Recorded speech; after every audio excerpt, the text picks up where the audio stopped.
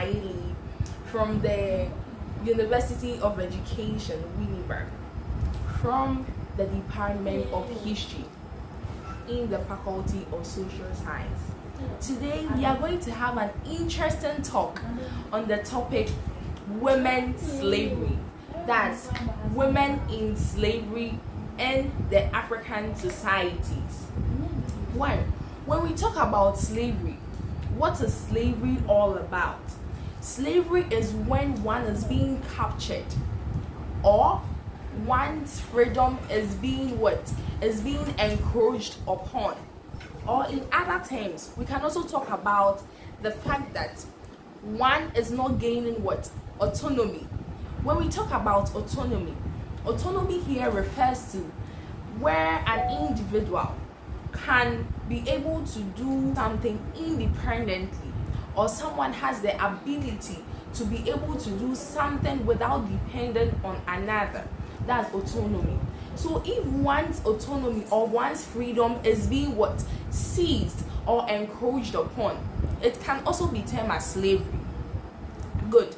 And when we talk about women enslavement, here we are talking about the historical or ongoing practice of enslaving women and girls, which often leads to, or is often done due to the purpose of forced labor, sometimes sexual exploitations, and others.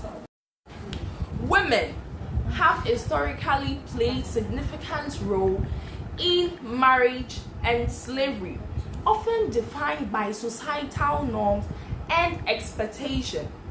When we talk about something being defined by societal norms and expectation, let's take for instance marriage being described by societal norms and expectation, is where marriage roles are being prescribed by the society, where we have the men producing for the house, going out to the public domains to work, and the women staying in their private domains, that is the household, to take care of it. Good. So whilst marriage had assigned domestic works to the women, this is a typical example of enslaved women who become concubines to their slave masters, who are being left in the household, that's the private domains, to cook in order to serve their husbands when they are back from the public sectors.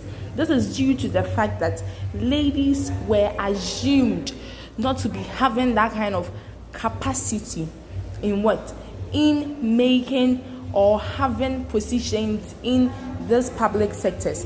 But here lies the case: the men were rather given the opportunities, and they were seen to be as the masculinity feature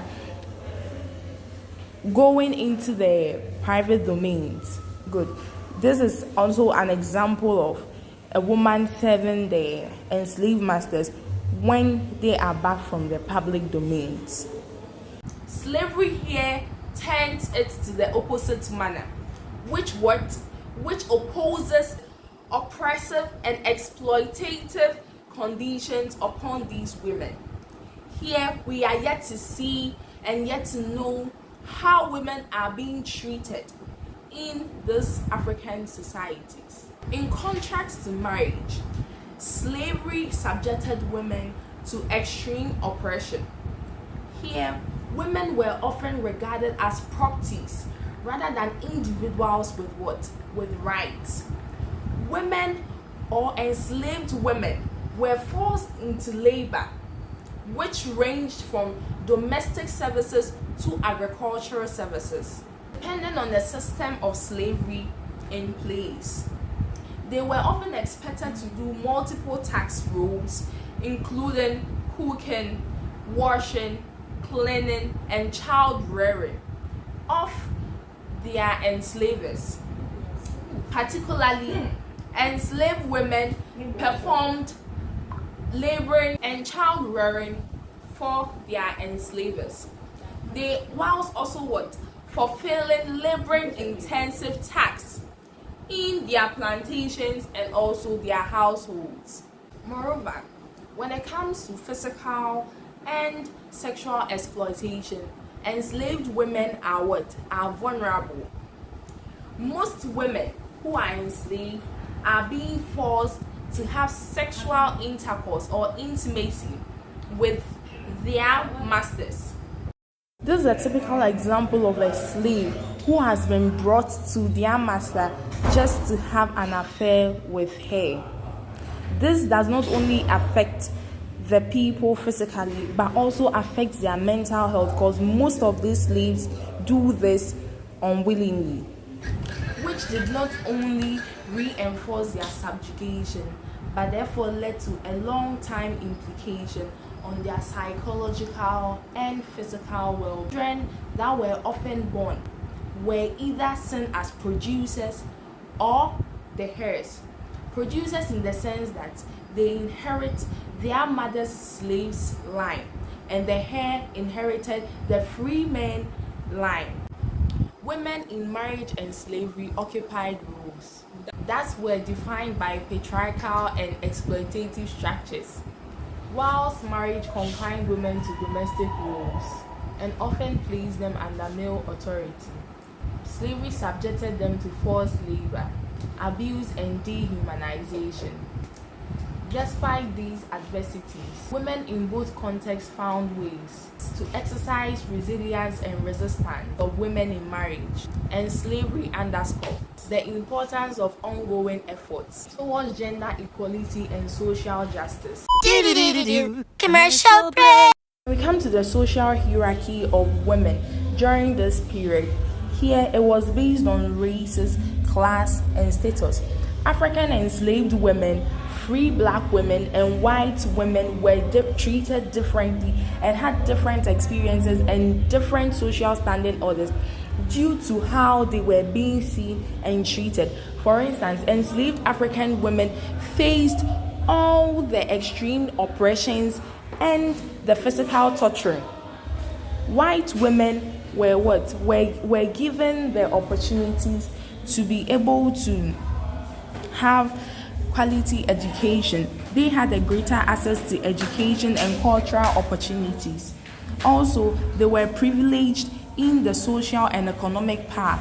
They had rights, or they had aspects to be able to participate, or space to be able to participate in the public domains, as compared to the enslaved women who were only limited to the private domains, that's the household sectors.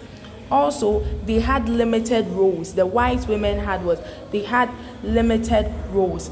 But when it comes to the enslaved women, they were into forced labor, that's working on the plantations for their masters, performing multi-tasks, farming, cooking, and even childcare.